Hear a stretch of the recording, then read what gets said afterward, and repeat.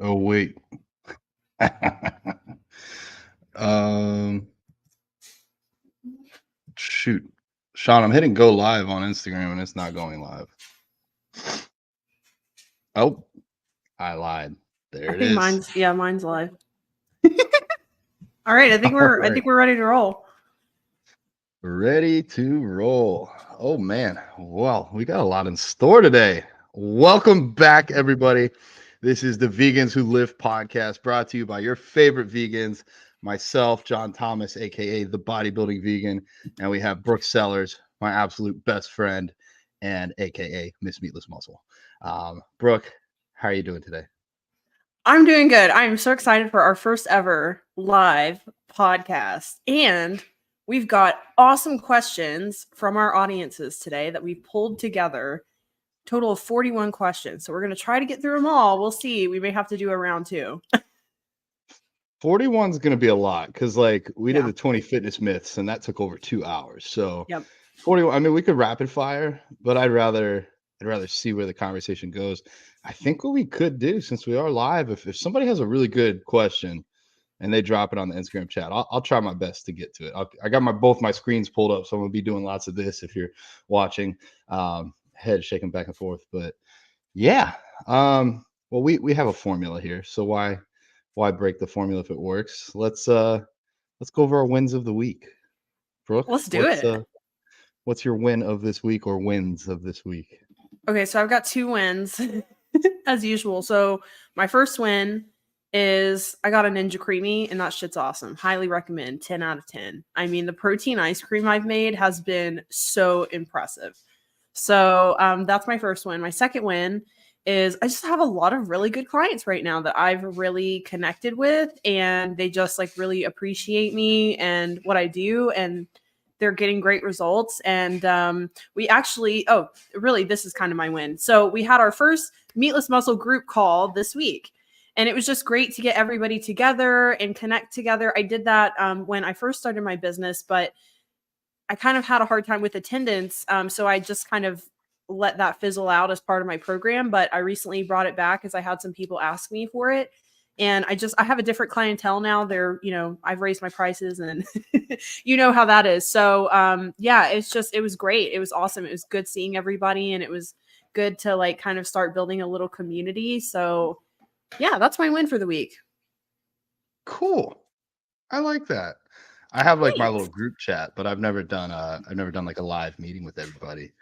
Um Dude, I'm not even gonna lie. Like, I haven't known what day it is like 4 different times this week. I'm almost even like, what is today? What's my win today versus last week? It's been nonstop for me since the last time we spoke.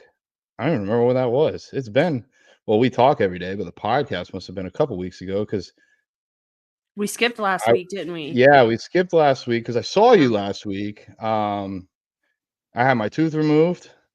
And that's recovered well. My coach asked me, "How's the tooth feeling?" I said, "I don't know, it's gone, but the hole in my mouth feels just fine." So I hit not lifetime PRs, but I've hit post-show PRs yesterday in the gym. So I'm like back. I'm back. And so that feels really good. Um, Win of the week though. I don't even know, man. I mean, I feel like I could do like 15 little wins. I don't know if I have a gigantic win. We had our second academy class last night. If you guys are new to the podcast, we have the Vegans Who Lift Coaching Academy, and that's been going great. We got 12 students, and we are rocking it. We're teaching them how to become their own coaches, and I think that's extremely fulfilling. That's probably the fastest hour of my week. Like, we were at like 7:43. We had like 17 minutes left. And I'm like, holy shit, this just flew by.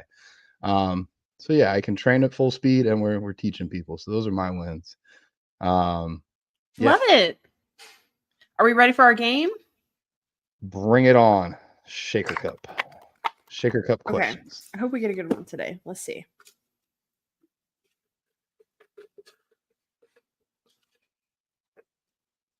Oh, okay. If you had to lose all of your memories, which one would you want to lose last? It's going to be a tough one. Dang, that's deep. I know. Um, hmm.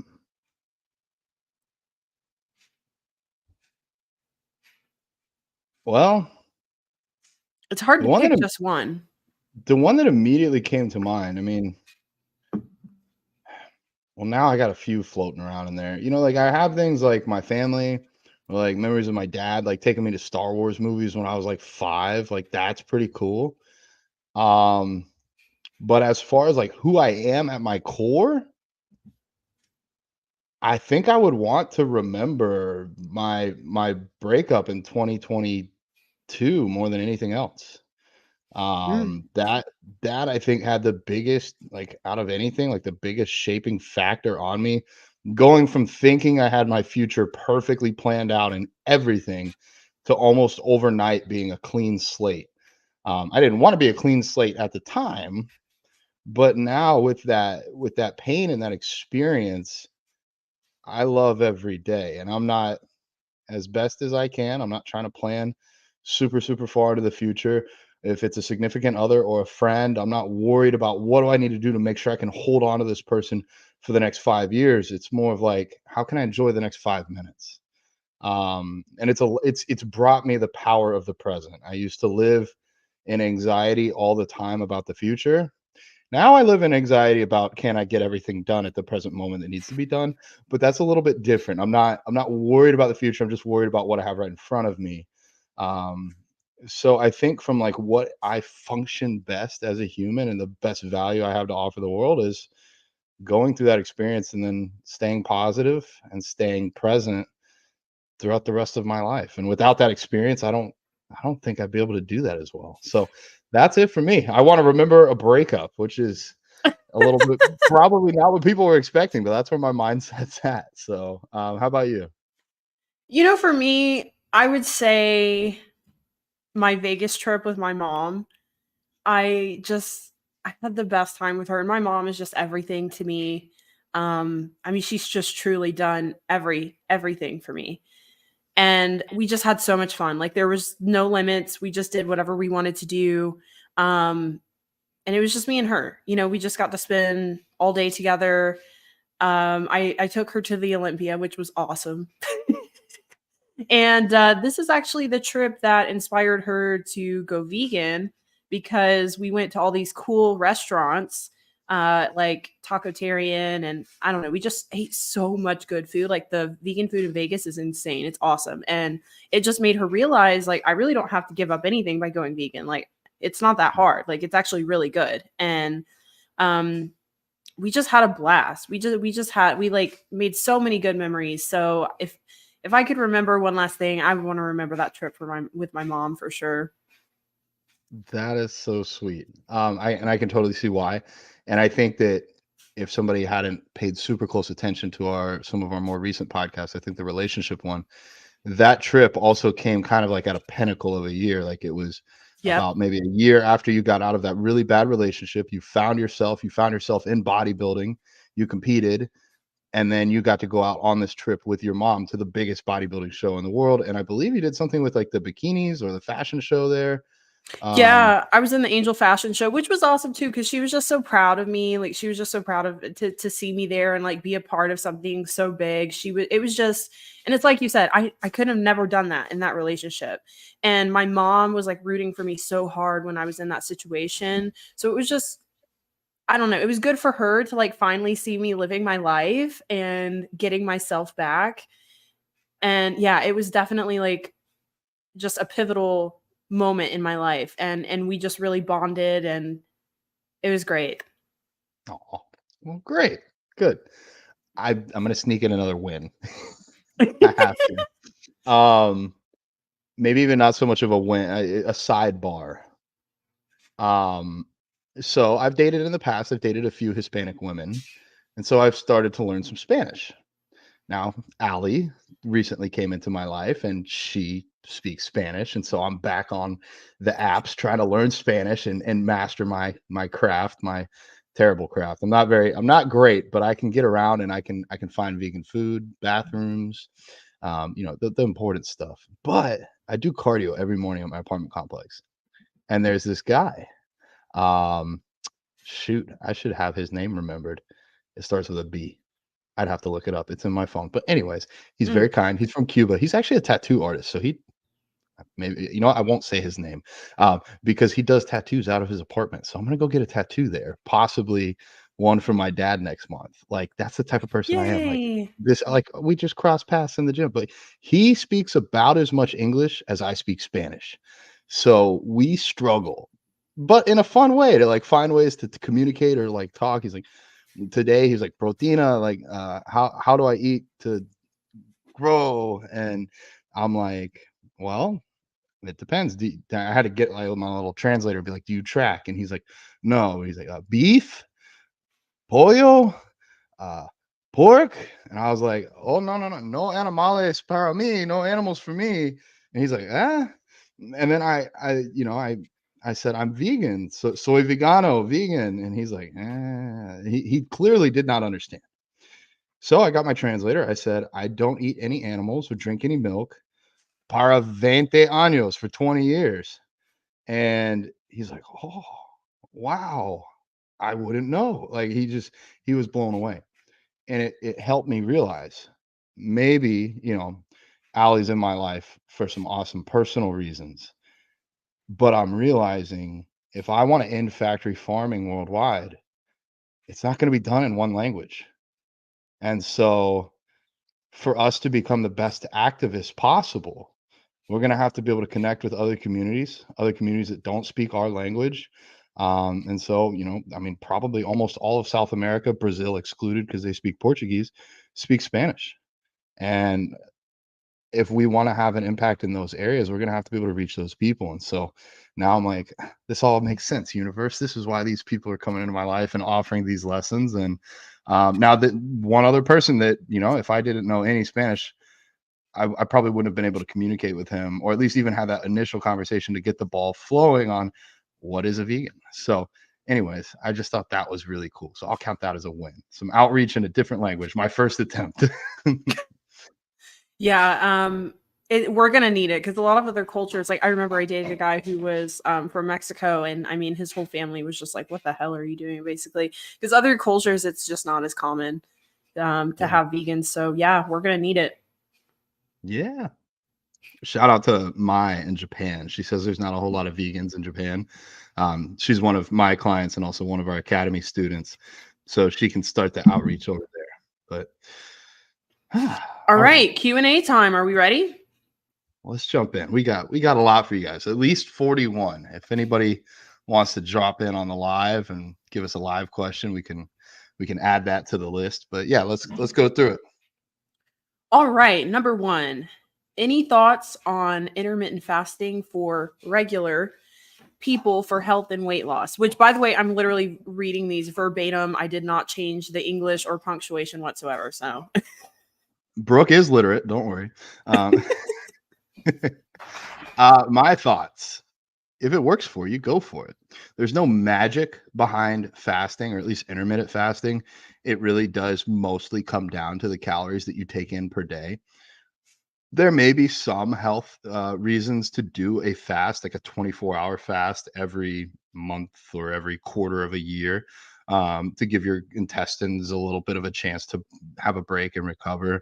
But outside of that, it's mostly about just like controlling calories. If you don't eat for the first 8 hours in a day, it's going to be a little harder to eat all that you need to eat later in the day. Conversely, like if you're bulking and your meals get pushed back, then you're just a bloated whale at night, like I was last night. So, um, yeah, that's about my thoughts. Brooke, you got anything to add? yeah, 100% agree. If you're doing it for weight loss, it's like John said, look at it as a tool, not some magic pill in a sense, because essentially you're not doing anything different. You're still consuming the same amount of calories, just in a different window. So it's not offsetting anything. It's just maybe a strategy. Like if you find yourself binge eating at night, it may be helpful for you to eat within like a time period where you're mostly eating in the evenings. But like John said, you also have to have some awareness with that too, because I know some people who intermittent fast and it causes them to binge, like because they Mhm. are going so long without food. So you also have to know yourself. But there's no quick fix for weight loss. You know, intermittent fasting is great for some people. For some people, it may make their triggers with food even worse. So you just have to know yourself. But yeah, there's nothing inherently special that is going to make you lose weight about intermittent fasting. Yeah. I like semi-intermittent fast on my days off because on the days that I train, I have 6 full meals. On the days that I have off, I only have 5. So on my day off, I just like wait 2 hours later to eat my first meal. And then the rest of the meals line up. And usually I'm like extremely active, like working or staying busy. So it's like I'm not even really like super hungry. I haven't even eaten yet. I'm okay. I just have some extra coffee or tea to get me through, stay hydrated. That's, I guess, the other thing. Make sure you're staying hydrated. Um, the only downside I feel to intermittent fasting is you can only increase or spike your muscle protein synthesis so many times in a day. I believe like 4 or 5. Yep. So if you intermittent fast like a 16-hour fasting window, you could maybe spike muscle protein synthesis 3 times in that 8 hours that you are eating, which might be limiting you a little bit. But most people, like they said, if they're regular, they're not super concerned about getting as jacked as possible. So I think that covers that. Yeah. All right. Number 2, favorite warm-up routine if you have any. What's your favorite warm-up? Well, it might depend upon the muscle group. This is usually what I do. I'll get like a nagging injury in my shoulder, or right now I'm dealing with my hip flexor. So I'll do all the rehab and prehab and like mobility stuff before training and do everything like to get it ready to go so it's good. And then eventually it'll heal. And then I'll go 2 or 3 months without really doing a warm up, and then I'll hurt myself again. And then I'll spend 2 or 3 months doing the right thing. And then it's like, yes, there's a reason we did that and we should keep doing that. So I am not the pinnacle of health, especially with warm-up routines. I think that you should. I do though, if I don't do any like specific routines, I'll like whatever my first exercise is, I'll do a lot of really light sets and reps just to get a good bit of blood pumped into that muscle and make sure my joints feel okay. But I'd rather you guys should probably do whatever Brooke does because I'm not not the best here. I'm being honest. I just do a 10-minute cardio warm-up. I walk at like usually 3.2 miles per hour on the treadmill, or I'll do the elliptical if I'm bored with that. But I do 10 minutes, and then like John, I usually will do some sort of like isolation movement to get warmed up. So like on my leg days, I'll do like a leg curl. Like it's unlikely that you're gonna really injure yourself if you're on a machine and doing a leg curl, as opposed to like going ham on some deadlifts or heavy squats. So I'll do a light set and just work my way up with my weights. But that's pretty much it. I don't do any stretching like we talked about in episode, I don't know what. I think that was our 20 myths. But you don't want to stretch before a workout because that sometimes can do more harm than good, depending on the person. Yeah, I mean, I don't feel like you need to really do anything crazy. If you have some sort of terrible injury, maybe, but I mean, you just need to get the blood flowing and just, like get into the movement and you should be fine. I mean, I can't even remember the last time I had an injury. Speak for yourself. I've had like 3 in the last month. Um, but yeah, I mean, I think some sort of like warm up for that muscle group is probably not a bad idea. Something with bands, something dynamic. No, like super hard static stretching or like trying to do splits or whatever. Oh, we had some activity in the comments. Somebody explaining that their grandma from the Dominican Republic was pissed off to learn what vegan meant, and then just other people saying that they love us. So thank you, Tyler. That's very kind of you. Okay, back to the show. 3. All right. On rest days, should we decrease calorie intake to be in a deficit or maintain the same amount? I think so. I think it also depends on the level of fitness you're at too, and like how much you want to obsess over it. So, like my lifestyle clients who just generally want to be healthy and fit, I'm like, don't worry about it. Like, just eat the same calories, eat the same protein, like you'll be fine. Now, if you're a physique athlete, I do think you should probably, if you're, really monitoring your body composition, you should probably lower your intake on a rest day. I do. My coach has me do that. So I think it really just depends on how serious you are about your goals. How much do you want to track your food? How, committed are you to following your macros every day? If you're really, really serious about it, decrease a little bit on your rest days. If not, it's not going to hurt you to eat an extra, 200 calories that you normally would be eating. Yeah, there's a few different ways to think about this. If you're training really hard and still in a growing phase, you're going to need that food on a recovery day, on an off day. There was actually a point in time where I was struggling to gain weight at over 5,000 calories a day. And I found out on my off days, I didn't go to the gym for 2 hours. So I had an extra 2 hours I could eat. So I put an extra meal on my off days. I was actually eating more on my off days. And that was because I was struggling to gain weight.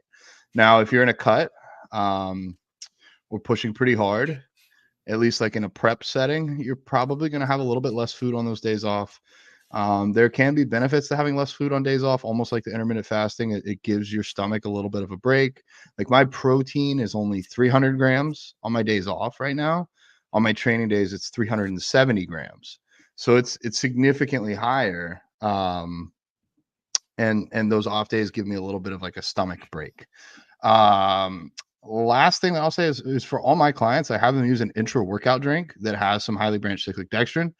So anywhere from like 20 to 50 grams of carbs, depending upon how big or how intense their training is. So they kind of have it baked in, like they'll have their set meal plan, but then on their training days, they get that extra shake, which is some extra calories. So it's like almost, yes, a little bit lower on their off days, but they mentioned to be in a deficit specifically in this question.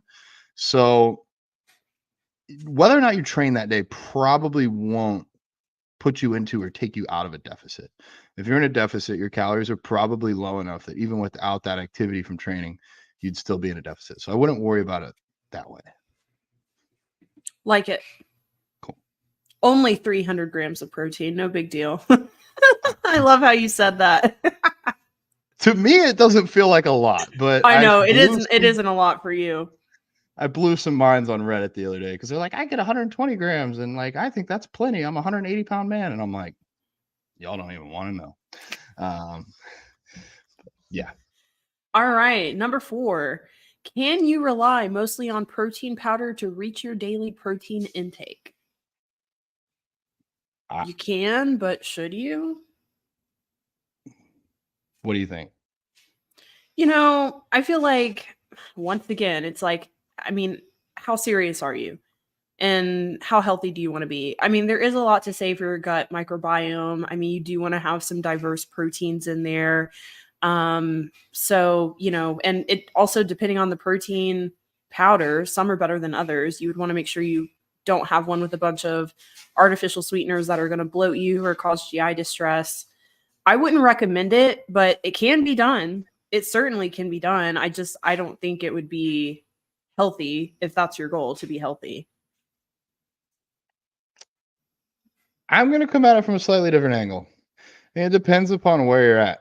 If you're like, should I eat this chicken or this fish? I just watched Seaspiracy last night. Holy shit. If you have not seen that, you're missing out. Are you going to eat this chicken? You're going to eat this fish or this beef or a plant-based protein powder? I'd rather you eat the plant-based protein powder for every single meal than the meat for your health, if health is the key thing here. However, I'll say this much. When we look at building a healthy diet, we're looking usually at macronutrients to keep you alive. So things that contain calories like proteins, fats, and carbs. And then we're also looking at micronutrients, things to keep you healthy. So vitamins and minerals. You can get, how can I put this? Protein isn't usually paired with a ton of vitamins and minerals. Things like vegetables and fruits, which are primarily carbs, usually are. Certain fats like nuts, avocados, seeds, those are paired with vitamins and minerals. But protein by itself usually isn't. Like tofu has some calcium and some iron, but it's not like a huge nutritional wonder powerhouse. So out of all of the things in your diet, if you were going to completely replace a macronutrient with a supplement like protein powder, that would be the one to do it with, in my opinion. I think really for most people, for health, you could build a diet based around fats and carbs and get trace proteins and still be fine. Like a whole foods plant-based diet isn't going to be super high in protein. So then if you're thinking about it, then the protein, you're just kind of adding that on top as a supplement. But that's my thought. I'm pretty protein powder friendly. I feel like it doesn't come, if you get a good one, it doesn't come with a whole lot of extra crap added that you might get, especially compared to like eating meat for protein. Yeah, well, protein powder every day over meat is, of course, what I would say too. And like we always say too, if you're not trying to be a bodybuilder or change your body composition, or you're not actively tearing down your muscles through your workouts every week, you don't even really need to worry about protein that much. So if you did do 2 shakes a day, I mean that would be plenty for someone who was just, generally just trying to be fit and healthy. Yeah. Final note. Using like vital wheat gluten to make seitan or TVP, I don't think either of those are going to be inherently more healthy than eating a protein shake. Something like tofu, edamame, tempeh, I guess those are all soybeans, so they're basically beans. Those are going to have some other nutritional properties that you wouldn't get from a protein powder. But yeah, outside of that, okay, I think we've beat that one to death. Vegan stuff. All right, this one's kind of a long one. This was from my client, Kelsey. How do you prepare for holidays with your non-vegan families? I find myself trying to replicate everything everyone else is making, since that's what I've always ate until the past few years. I get stressed about what to tell family I'm bringing, because I'm likely to bringing 5 dishes that they are already making. This requires a lot of prep time and money, not to mention they aren't going to try my food because they already have another version of it. This leaves me with leftovers to either throw out or try to work into my diet over the next few days. How do you handle your holiday? Well, I convert my family to veganism. That's how I do it. Your mom is awesome with that kind of stuff. They weren't always like that. My dad actually never converted, but he really supported me, and so I'll always be grateful that he did that. At the time, I didn't appreciate it as much as I should have, and it's also hard to appreciate what you have if you weren't on the other side. Like if my parents were adamantly against being veganism, I think my life would have been completely different. In this case, fend for yourself. I mean, I think being a bodybuilder does a great job of being vegan. Helped me be a bodybuilder because like, oh, I can't eat that because it has animals, and now I'm a bodybuilder. Oh, I can't eat that because it's not on my diet. It's like I choose not to eat it. Or maybe just try and coordinate. Say like, hey, it's Thanksgiving. I really have this awesome recipe. You're gonna freaking love it. It's these pumpkin cookies or whatever it is. Let me cover the desserts this year. Trust me, it's gonna be awesome. And then see if they'll do it. Maybe they will. Maybe they'll let you sub a meal. But otherwise, I would just cook for yourself. And they mentioned being stressed. I'm a big advocate of lowering your stress wherever possible. So whatever you can do to be not stressed, whatever that solution is for you personally. Yeah, I have a little bit of a different perception, kind of like you. I just do it for myself, and I've done that for years over the holidays. And I get excited about making vegan food over the holidays because I've always grown up with the traditional dishes, and it's so fun to remake it vegan style. I love Nora Cook. She has awesome recipes. She has the best vegan recipes because they're actually like the traditional dishes, not like somebody trying to make like a gluten-free, sugar-free version of mac and cheese. You know what I'm saying? Which there's nothing wrong with that, but like it's Christmas. Like I want to eat mac and cheese. You know what I'm saying? So I've always been excited about making food at the holidays. So I make my own stuff. If you don't like the prep time, Whole Foods always has a holiday menu and it's pretty good. It's pretty decent. And Trader Joe's usually has some pretty good stuff too. Like they had a gingerbread loaf that was bomb, vegan gingerbread loaf. So you could do that too if you don't want to spend a lot of time prepping. But I will say this, eventually you should rub off on these people and they may just try a bite. And I tell you, every single time I've made stuff and brought it to my family event, they've loved it. Like the vegan sweet potato casserole was much better than the non-vegan sweet potato casserole, and the vegan lasagna was actually much better than the Stouffer's, which no surprise, but so I would say do it for yourself. Half those portions if you make a recipe, and you don't have to eat the food just because you have leftovers. Like you don't have to eat it. Like it's okay. You can throw it away. So that's what I would say about dealing with the holidays. You are a stronger person than me. I don't throw shit away. I eat way too I have to walk away. Great points. Yeah, you could support Trader Joe's carrying some vegan products by buying that. I didn't even think about Whole Foods. So yeah, you could easily, or even look at your local vegan businesses. I have seen like Instagram posts for places offering a Thanksgiving meal plate. And it's like that way you can support somebody else. You don't have to spend time in the kitchen. I'm all about that. So Yeah. All right. all right. 6 tips for structuring meals around training. Examples of foods for pre-post workout. Cool. Um it's not that hard. Pre-training, I like to see a smaller meal somewhere between, depending upon you and your digestion, 60 to 90 minutes, maybe 2 hours prior to lifting. Ideally, depending upon your size, somewhere between like 30 to 50 carbs. Again, depending on your size, somewhere like 20 to 50 grams of protein and like 10 to 15 grams of fat. The carbs you're going to want to be low fiber, very easily digestible. So something rice based, rice noodles, rice cakes, cream of rice, or rice itself.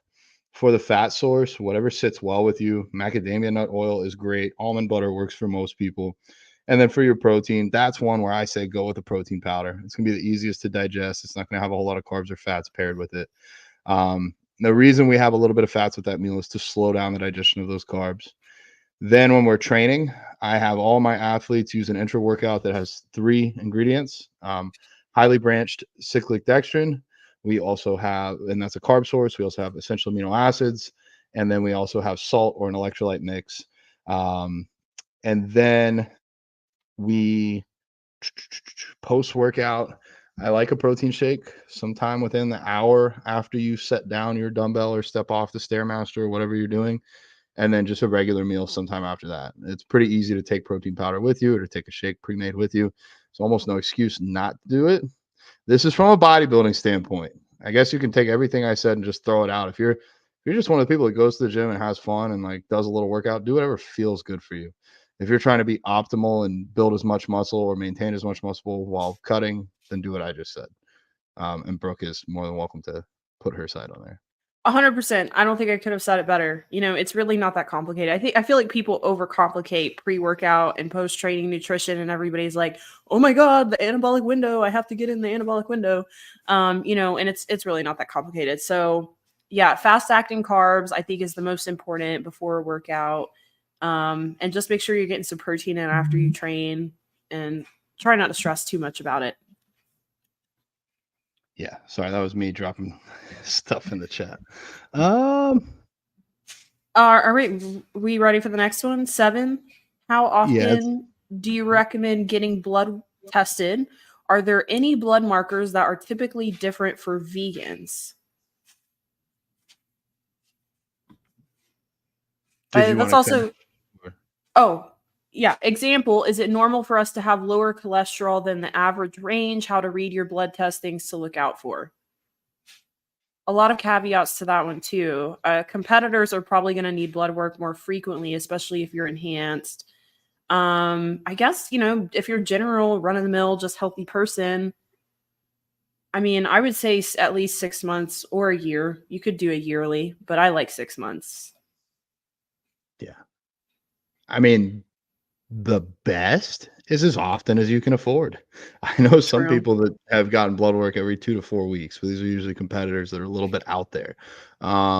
Regular person every 6 to 12 months would be great, assuming you have no health issues that you're aware of. Competitors quite a bit more often, especially like Brooke said, if they're enhanced, if they're using performance enhancing drugs, that's going to be something that skews your blood work and something that needs to be accounted for. As far as blood markers specifically being different for vegans, now I feel I can give a little bit of insight here because I do work with quite a few people, both on the vegan and non-vegan side and on the bodybuilding and non-bodybuilding side. So we have a good bit of like crossover there. So with that, vegans are on a whole going to usually have lower HDL cholesterol. That's your good cholesterol. Now, it's not something you need to immediately go freak out about, because vegans also, on a whole, have significant. This is healthy vegans. If you're eating Oreos, this does not apply to you, like Oreos for every meal. But the healthy vegans will have a lower LDL by a significant factor. And based on all the research that I have seen, it is okay for your HDL to be lower if your LDL is also lower. The health issues that arise primarily come from having a very high LDL with a low HDL. And that happens very frequently on a non-vegan diet. When you're eating a lot of processed foods, especially processed meats, not taking in as much fibrous foods like oatmeals or veggies or fruits, that's going to let your LDL creep up higher and higher. And if you're not doing cardio and other things like that, your HDL will continue to drop. And so that when there's that big disparity, when your LDL is high and HDL is low, that's bad. If they're both kind of low, that's not too bad. If they're both kind of high, that's a little concerning. So, yeah, that's gonna be the biggest one. Like B12 on a whole, I'm not seeing come back low on vegans. Vitamin D3, though, everybody that's listening to this podcast should either be taking vitamin D3 or proving through some means that their D3 intake is high enough. But I've never seen it come back high or even optimal or middle of the road on a client that's not already supplementing. So definitely check your D3 regardless. I don't Yeah. know if I answered everything. Yeah, I think that was good. Yeah, I think there's less disparity between like being a vegan's blood work and like an omnivore's blood work, and more just like someone with a healthy diet and someone with an unhealthy diet. Because I've actually seen, like you said, I have seen vegans with high cholesterol, believe it or not, even though there's not a lot of cholesterol in a vegan diet, it still can happen. And there's other factors that can affect that too. So, yeah, I think really, just staying on top of your blood work is always a good general rule. And of course, if you ever start feeling weird, start feeling some symptoms, some fatigue, whatever, then have your blood work done. Yeah. And if you have issues, if you're going on like hormone replacement therapy, testosterone replacement therapy, if you have thyroid issues, you're probably going to need to do blood work every time a change is made. Yeah.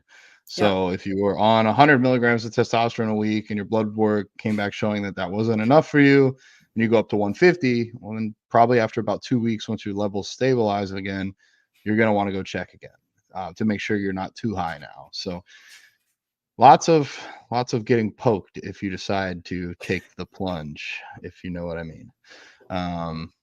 Cool. This next one could be long. I know. I was like, this could be literally a whole podcast, but we could just give like a few little tidbits. Yeah. Ways to optimize gut and hormonal health. There's so many ways to do that. I would say if you're already a healthy person and you don't have a gut issue or have a hormone issue, because there's just too many variables involved. Like what somebody would need to do if they had like low estrogen would be totally different if they needed like to fix low testosterone. So if you're already a healthy person and you just want to have the healthiest gut health, hormone health, some of the best things you could do are like, number one, sleep. Make sure your sleep is on point. That is the most important thing. And then also I would say, exercise, daily movement. It doesn't have to be lifting weights. It could be anything. It could be biking. It could be just getting on the elliptical, dancing. But like daily movement is really, really important. Managing your stress is huge, whether it's like breath work or just getting outside, being in nature. Daily sunlight is also really, really helpful for hormone balancing and gut health too. So, and always diet. Diet's huge too. Diet is probably just as important as sleep. So, make sure that you are eating mostly whole foods. Some processed foods is okay. I would say, maybe tracking your micronutrients might be helpful too. But I think really the basics are the best things for hormone and gut health. Yep. I will second everything Brooke just said. Basically, be healthy. And then those areas, notwithstanding some specific issue, are going to be taken care of. Because probably somebody wants this on the side. Like there are supplements and things that you can take. I have a digestion health protocol that I use every morning, like a digestion cocktail. If whoever asked this or if somebody else is interested, send me a DM. I'll copy and paste it and send it over to you. You can take a look at it for free. Any of my guys or girls that eat a lot of protein, betaine HCl helps with digestion. So I have them add that to any like protein heavy meal. Outside of that, yeah. But I mean, I think sleep is probably the number one. Probably the easiest one for most people. Most people are not getting 8 to 9 hours a night, myself included. I could go to sleep right now. 9 tips on overcoming gym fear and filming for form footage. Benefits of filming, even if just for your own review. Yeah, I know a lot of people struggle with gym anxiety, and I think one important thing to remember is that everybody there once started where you are. And honestly, like everybody's scared of like the big, scary, muscular people in the gym, and they think that they're the ones judging them. But actually, like they're typically the nicest people in the gym. Like I'm sure people probably have felt intimidated by you before. But like if somebody were to come up and and just ask you, like, hey man, I need help figuring out this preacher curl machine. Like, do you think you could help me? Like, you would be like the first person who would like love to do that, would volunteer to do that and help this person. So I think it's important to remember that everybody started where you are. And look, these people in the gym, they're in the gym because they're passionate about it, and they'll help you if they want to help you. And as far as form footage, it's just one of those things, it's like, yeah, maybe it's cringy. Maybe people feel like, you're trying to be an influencer or something, but you can't care about what other people think in that situation, because the benefits to filming your form footage far outweigh what people in the gym think about you. Like that doesn't matter. What does matter is making sure that you have good form, being able to submit that to your coach so they can give you good feedback. And that's truly what you need to progress. So I would just remember your why. We always say remember your why for everything, but even for training footage, it's as simple as that. Like, don't care about these people in the gym, just care about what you're doing. Your form is more important than what they think about it. I agree all around.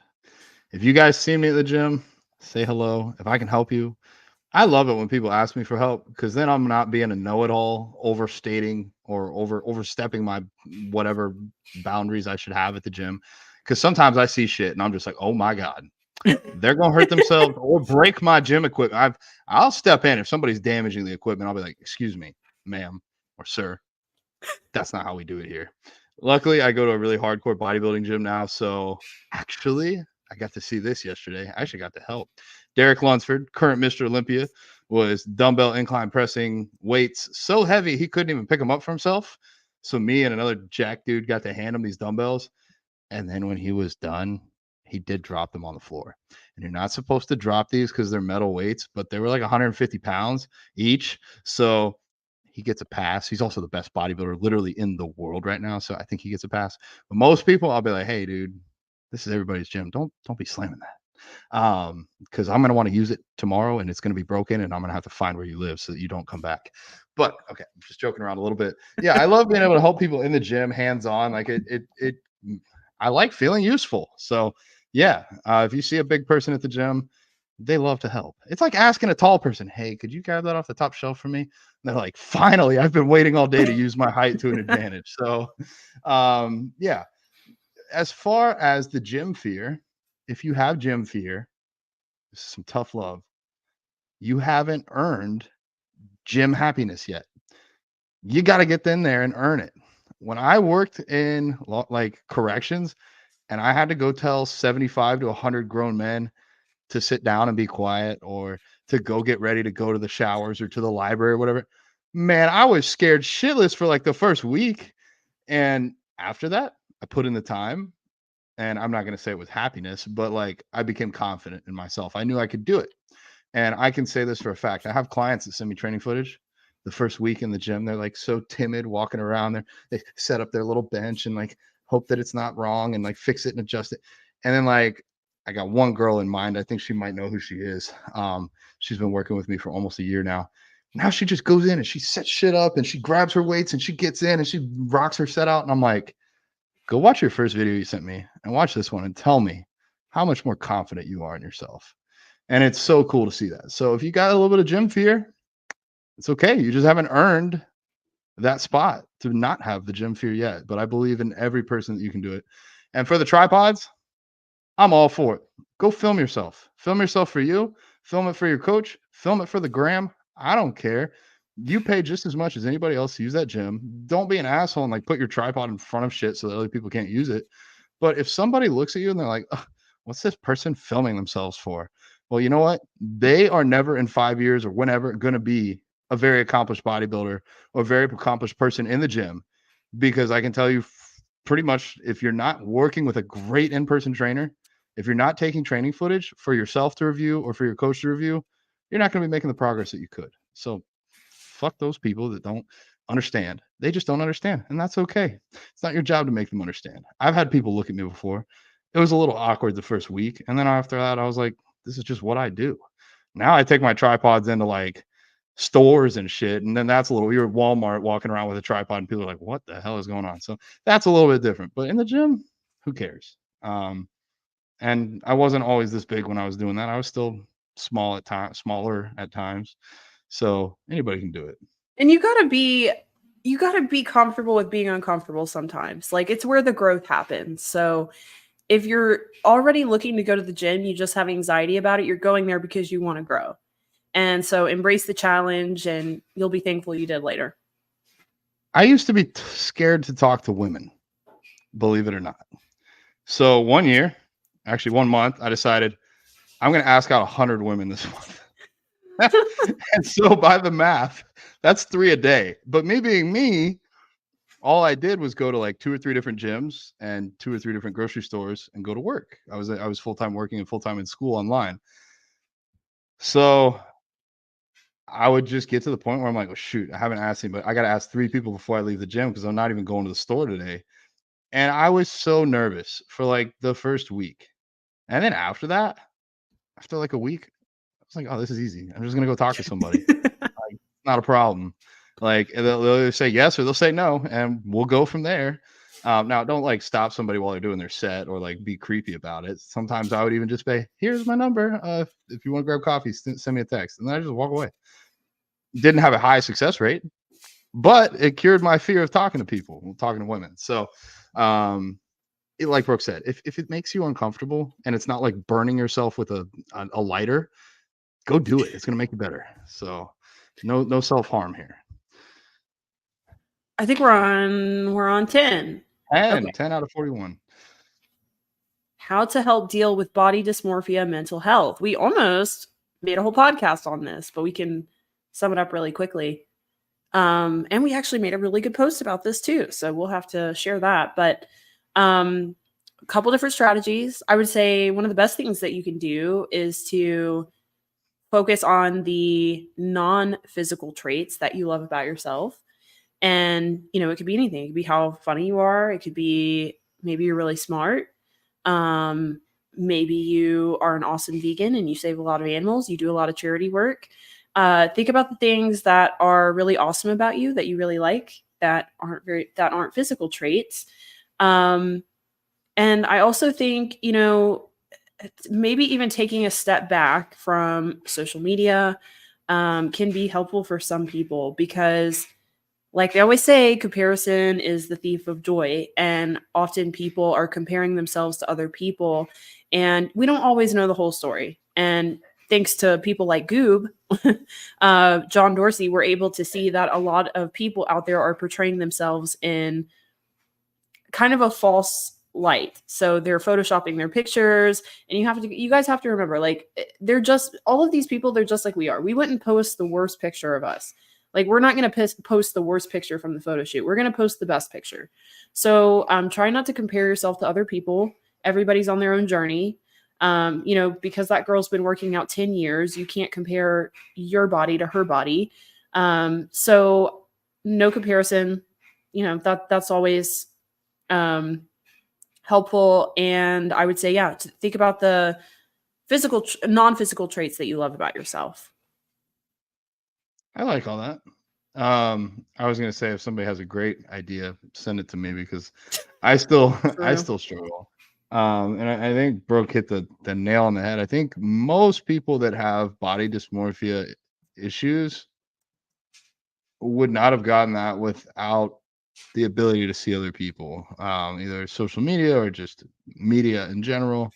Um, for example, like, yeah, I was next to Mr. Olympia yesterday, but also on my feed and who I follow like all the top people in the world. So when I compare myself, I'm not always comparing myself on my journey. I'm like, how do I stack up compared to the best people in the world? And then it's like, shit, I'm not at the top of this list. And then you feel like you're at the bottom of a list. But really, I think practicing gratitude.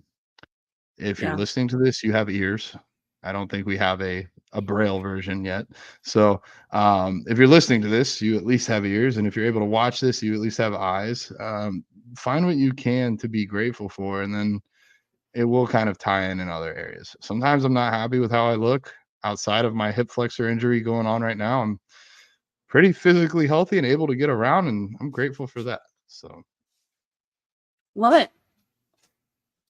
All right, 11. Thoughts on trending fitness topics like biohacking and carnivore diet.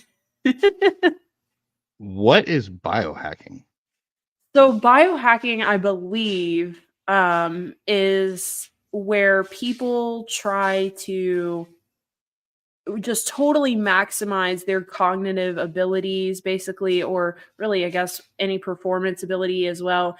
And it's like all these like little supplements and stuff that people will take. Like people will be taking like 92 different supplements and stuff just to like, yeah, to try to get like an edge on something. So I know there was someone in our space who was doing biohacking and talking about it and making content about it. And they would take a ton of supplements to try to get like a little bit of an edge.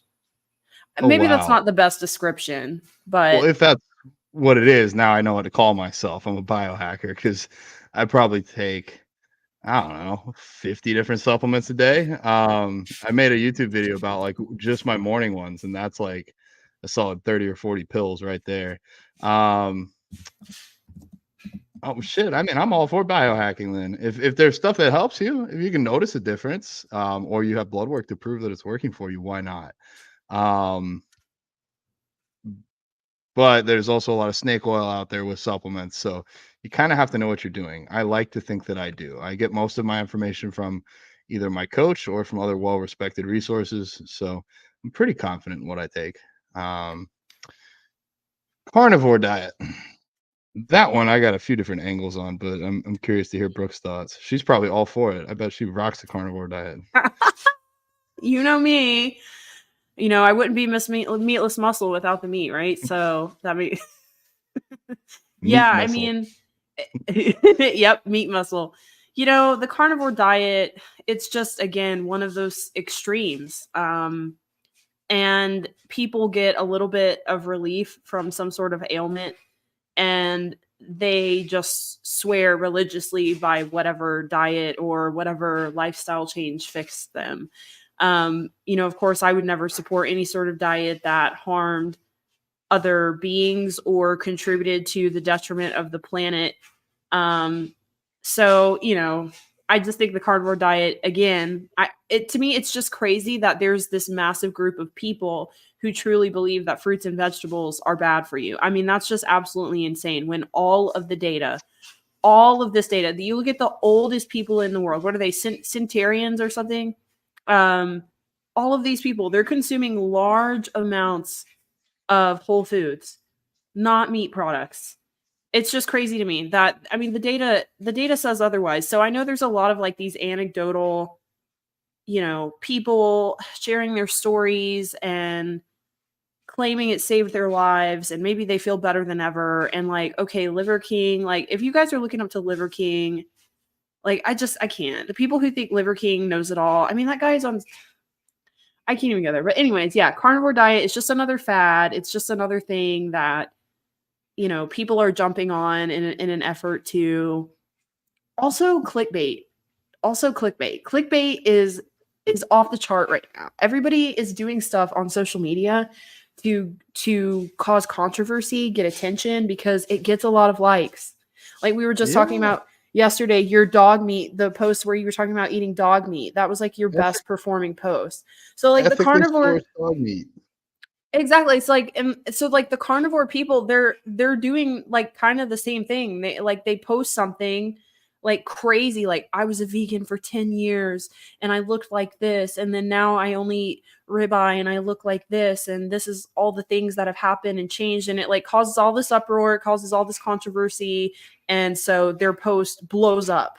It goes crazy. And so I feel like a lot of it is that too, is people just creating all this like clickbaity stuff and trying to get attention and making outrageous claims on Instagram in order to gain traction in the algorithm.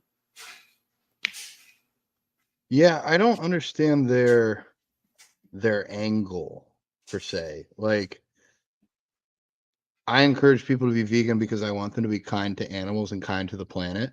But like, I'm not sure what like the liver. Well, I don't know. Liver King might have been selling supplements, but a lot of these people are like, "Oh yeah, I just eat carnivore." Like, outside of building their following, I don't know what they're selling or what their angle is. Um, what I'll say, controversy does work for getting you some views. Me saying that I was eating dog meat really ruffled some feathers on both the vegan and non-vegan side. We got a lot of hypocrites out there, and we got a lot of reading comprehension issues out there too. um, not really eating dog meat, guys, but as far as the carnivore diet, my biggest issue with it, besides killing all these animals, is even if it was proven to be the healthiest diet out there, it's not sustainable. Like it's not even possible to feed the world a carnivore diet. So it's not Yep. even that it's not sustainable. Like we could do it for a little while and then we run out. Like we literally would have people starving if we tried to feed the entire world with the carnivore diet. So then it's like, well, only people in the rich countries get to do it. Like it's just not sustainable. It's not possible. So I can't really get behind it to say like everybody should do this because we couldn't support it. So that's where I sit on it. Yeah. Yeah, I don't have much to say about it. It's just another one of those fads. It'll be over soon, and then it'll be Atkins diet again, no carb diets again or no fat diets again. I did have one thing to say. If you go from eating a shitty diet to eating only like less processed meats, you might feel better. Yep. Because when you cut out all that shitty food, all that fried food, processed food, inflammatory foods like sugars, yeah, you might start to feel better. And you know what? When you only eat meat, you're not eating carbs. So your calories are going to be lower when you cut out an entire macronutrient. So you might lose some weight too. So you might see some beneficial things, but could it all have been done just as well, if not way better, on a plant-based diet? Yeah. So um Great there's point. why some people see some results from it. But yeah. All right, why I should or shouldn't do cardio when cutting or bulking? Hmm. I think you should always do cardio for health, cardiovascular health, whether you're cutting or bulking. I agree. Every single one of my clients has cardio planned except for two. Two out of 40. One, she does some sort of like active yoga or Pilates or cycling, which I guess is cardio class in the morning, and then lifts at night. Her expenditure is too high. I guess somebody else is clocking 22,000 plus steps a day. They don't need to go get on the stair climber. Yeah. Outside of those two people, everybody else has some structured cardio. Um, Definitely for health, but then also performance. If you're trying to lift as heavy as possible, like if you do a leg day, balls to the wall, and you don't get out of breath, you're not really training that hard. Most people, actually, I would even say, their cardiovascular systems limit them on like a high rep set of legs, like 20 plus reps on a leg press. Some people might actually have it in their legs, but not in their cardio, especially like bigger men bodybuilders. Um, so there's Yep. that. I feel like, dude, I'm bulking. I don't do cardio, but if I did cardio, I'd have to eat even more food, and it's so hard to eat. Well, cardio can actually help raise hunger levels. So I've had some clients that came to me bulking and they had no cardio. We added some in, and then they're like, "Oh, actually, a little bit hungrier now." So that works well. Only time that I wouldn't do a ton of cardio, like when cutting, is like certain types of cardio. I wouldn't do like high intensity interval training during a cut. Um, yeah. Cool. I think that covers it. Do you include a deload week after so many weeks, months pushing weights? Do you do a deload week? I never have one scheduled because life happens. Yep. Now, I'm a pretty regimented person. Life didn't happen to me in prep, so I didn't get a deload for like 20 plus weeks. I mean, life happened to me. I just didn't let it fully happen. But like I pushed some things out too, like getting this tooth extracted. I wasn't supposed to go back to the gym for 7 days. I went back on day 6. So I kind of had a deload there. And I got more work coming up in like 3 months. So I'll have another forced time away from the gym, which I consider a deload.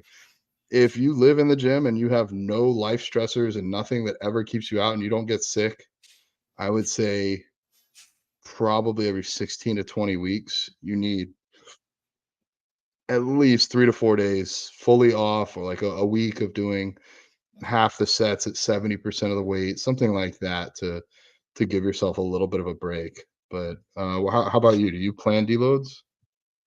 I really don't because like you, like life just happens sometimes. So like when I was moving, for example, I took like 3 days off, which is a lot for me.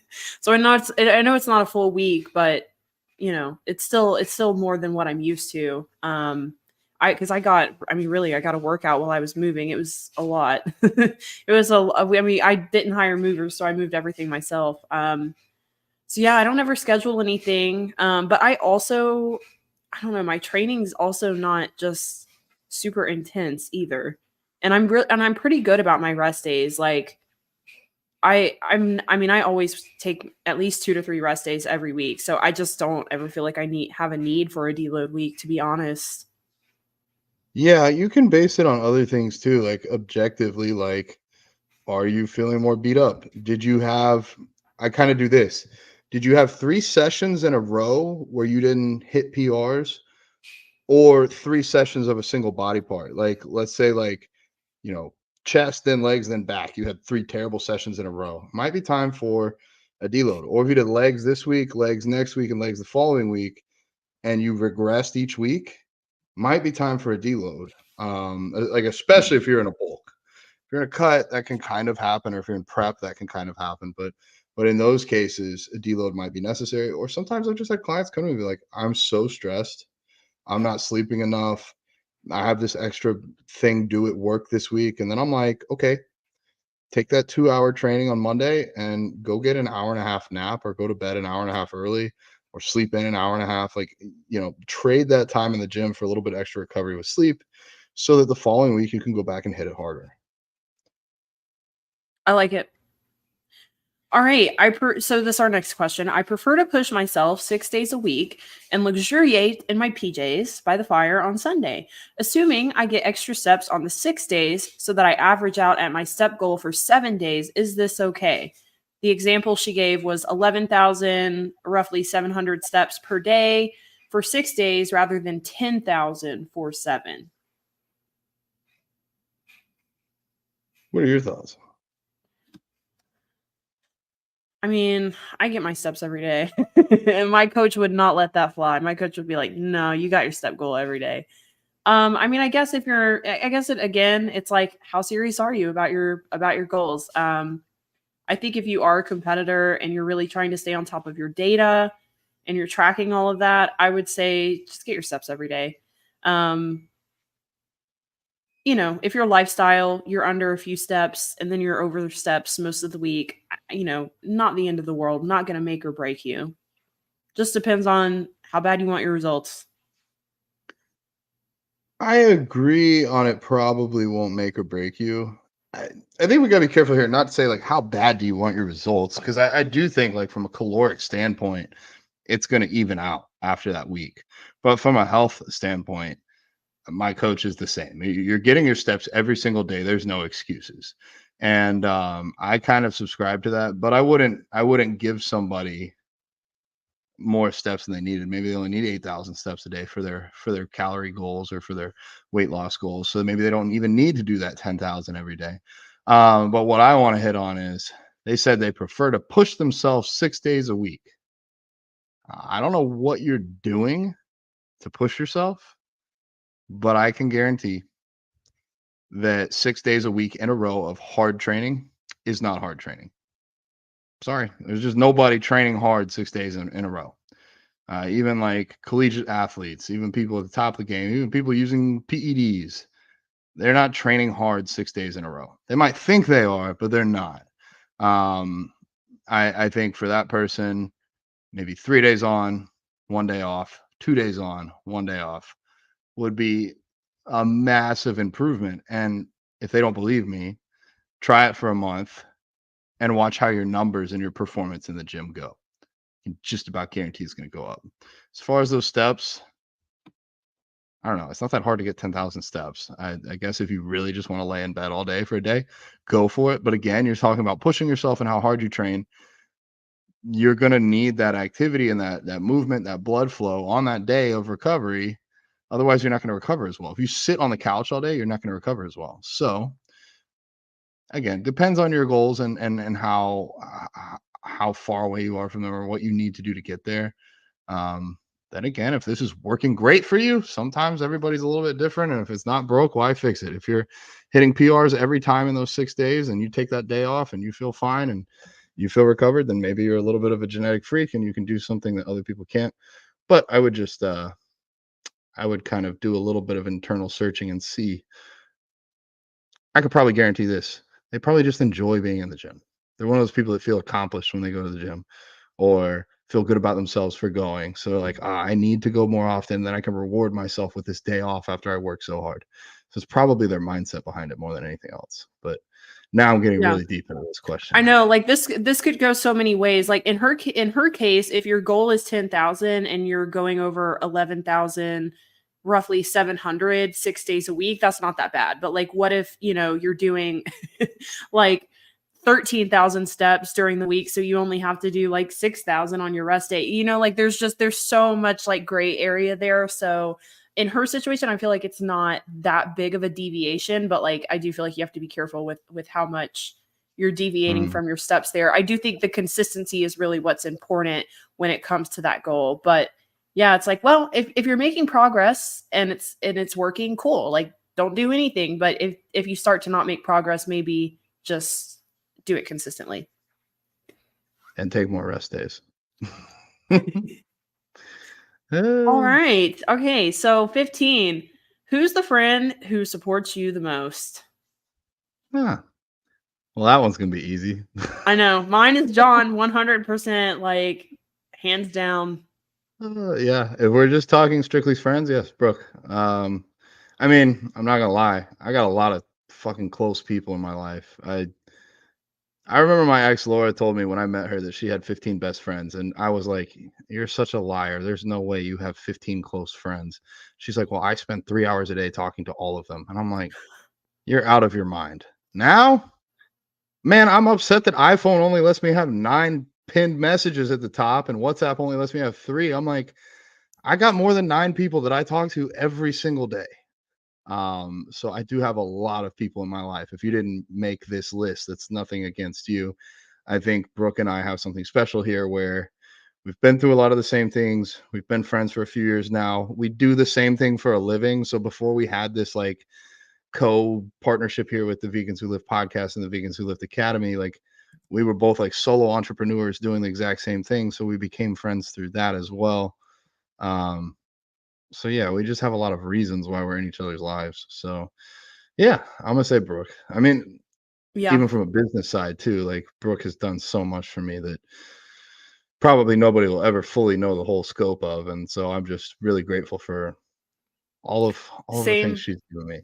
Like John is so supportive. Like we could easily be competitors. Like we both pretty much have the same client demographic. Like we pretty much have the same gig here, but like we totally like support each other. Like John will be like, "Hey, I just signed up with this company. I got an affiliation with them. You should send them an email. Here's their info." Like who does that? Like nobody does that. Yeah.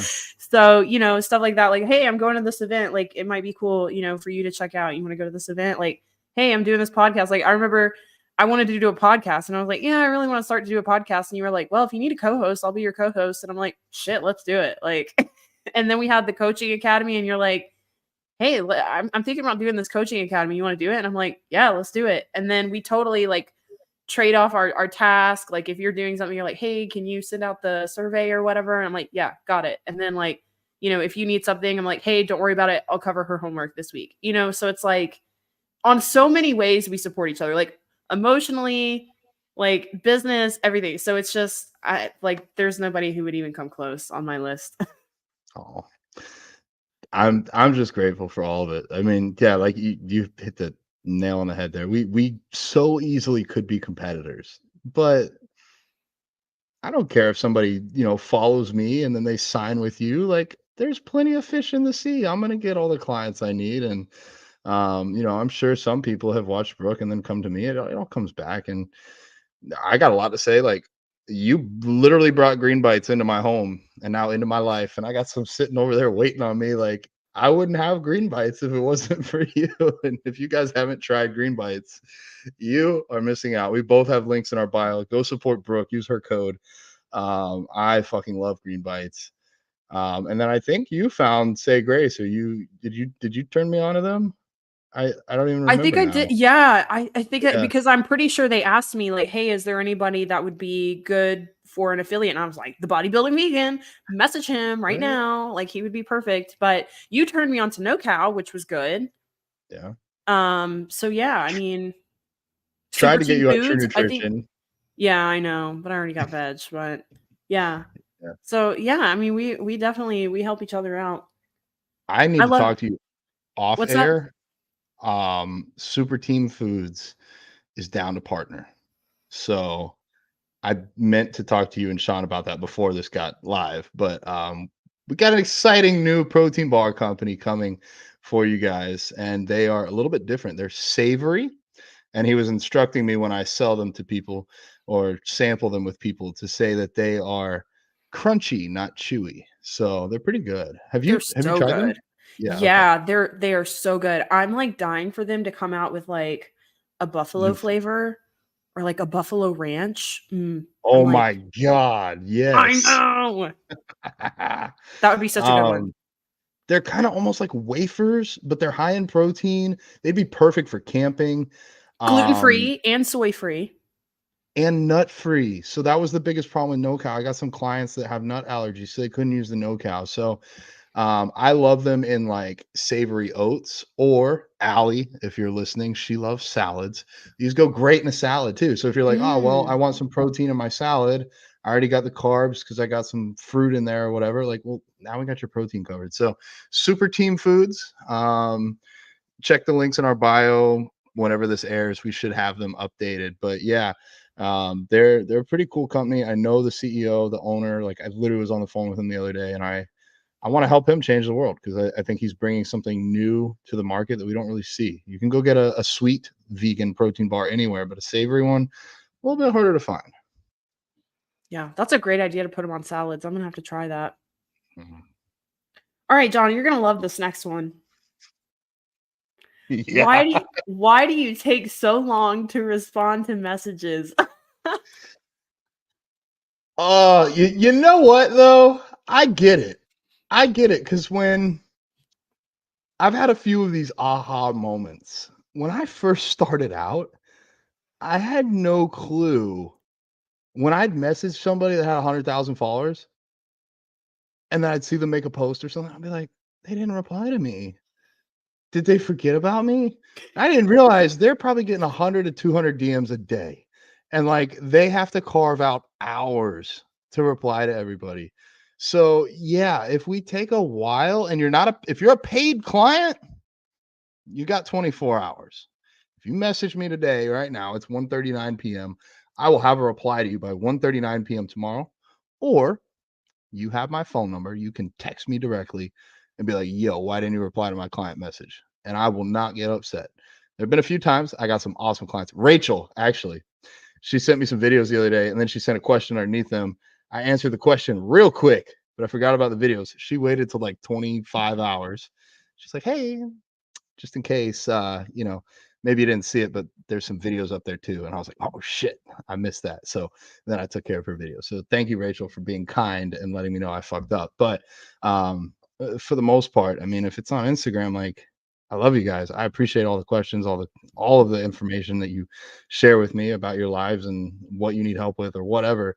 Anybody can reach out at any time. It's just I don't always have time to get back to everybody. I spend my screen time shows at least 2 hours a day on Instagram, and 90% of that is replying to DMs. I'm not on there to scroll. Yeah. Look, I would pretty much reiterate what you said. All I can say is I'm doing my best, guys. I'm doing my best. Yeah. Truly, like it's a lot to run your own business. And then on top of that, we have another business we just started. And like right now, I'm kind of a one person show. Like I do all my bookkeeping, I do all of my content, I do all of my coaching. I did have an assistant, but I let him go. So I'm doing everything on my own right now. And like John said, people who are paying me, my clients, number one priority.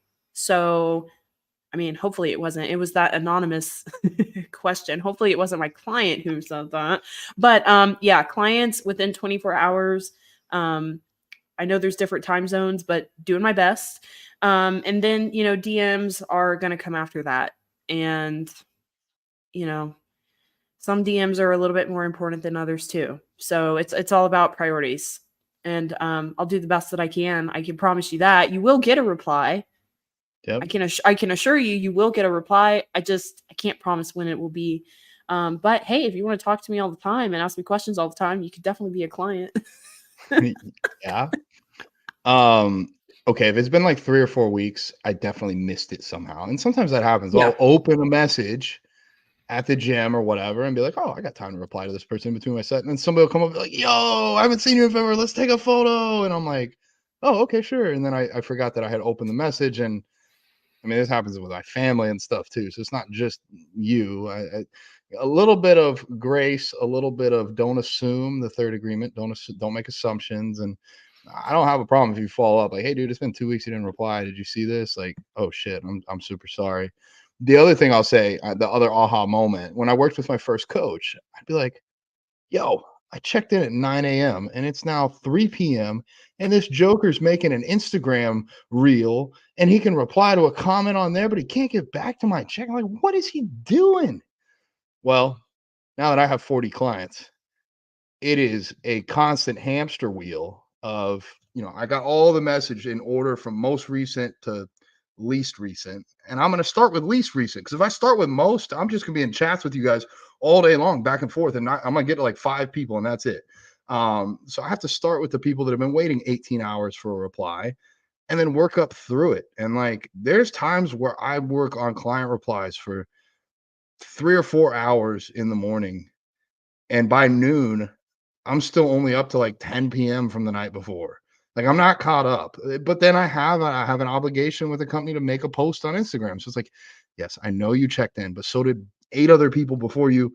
But I also promise it's again, like Brooke said, I'm a one-man show. I don't got somebody fake in my DMs replying to you. I don't have people making my content for me, at least fully. Sean does my YouTube for me. So thank you, Sean. Like even to the point of writing my descriptions. He's fucking awesome. But I just wouldn't even be able to have a YouTube channel if I had to do that all myself. And then from Instagram, I do all my own posting. I have people that help edit my reels and stuff. Shout out Arjav if you're ever listening to this. Couldn't do a lot of that without you just because I wouldn't have the bandwidth. But like Brooke said, like we are kind of one person running a multifaceted operation here. Yeah. So We do our best, guys. We do our best. that's gonna be my thing that I put out this week. I want people to know that. Like when we put out a little clip, it's gonna be that. So like Yes. the mental note for me around 116. Yep, there you go. That's going to be a good one. All right, 17. I'm having a hard time giving up cheese. Any advice? I would go visit a slaughterhouse. Go watch them slit the throats of some dairy cows. I don't think I would ever want cheese again after seeing that. Back when I was vegetarian, if I got to go watch that happen, that probably would have been a quick fix for me. So, a kinder way of me saying that is, what's your why? Why are you trying to give up cheese? Do you at least care or respect or love animals? if so, that's a pretty good why. Um, I would focus on that more than anything else because for me, once I figured out being vegan, it was an overnight switch. I couldn't do it. I couldn't contribute to hurting an animal. If I wasn't gonna go in there and physically kill it myself, I sure as hell wasn't gonna pay somebody to do what I'm not even strong enough to do. So, um, find your why, but then there's so many. Oh my god, you were living in a golden age of vegan cheese. Brooke probably has some brands that she could share. I don't like go out to get stuff like this that often, but the restaurants I go to always have good options. But even like Publix, Walmart has I think they have a great value vegan cheese. Hmm. And it's probably just because there's so many lactose intolerant people out there. It might not be the best, but if you're strapped for cash, go to Walmart. Trader Joe's has theirs. I know Publix carries some, Whole Foods, Sprouts. Like you can get vegan cheese just about anywhere. Yeah. Similar to John, I went vegan overnight. It was very simple for me to see why I was doing what I was doing, and it was just like I didn't have any reservations about it whatsoever. But that being said, I know a lot of people struggle with cheese. A lot of people, that's like the last thing they want to give up. And you're not alone because cheese is actually addictive. It is created to be addictive. I don't know the exact science behind it. I'd have to go back and watch it. But if you guys are curious, look up Dairy is Scary on YouTube. And it will tell you just how addictive cheese is to your brain. And it's something similar to cocaine. It's kind of crazy. So check out Dairy is Scary. It will also show you the process that it takes for cheese to get to you in the little packet at the grocery store. And that might also help you to ditch the cheese. And like John said, there are great alternatives out there now. Pana Cheesa, we love Pana Cheesa. That one's really, really good. Follow Your Heart is actually not bad. Miyoko's, damn, Miyoko's is so good. It's like real cheese. So yeah, I mean, there's no limit. And shit, you can even make your own. Like I've made my own out of cashews and like carrots and turmeric, and I don't know. You can look it up Nutritional online. yeast. Nutritional yeast.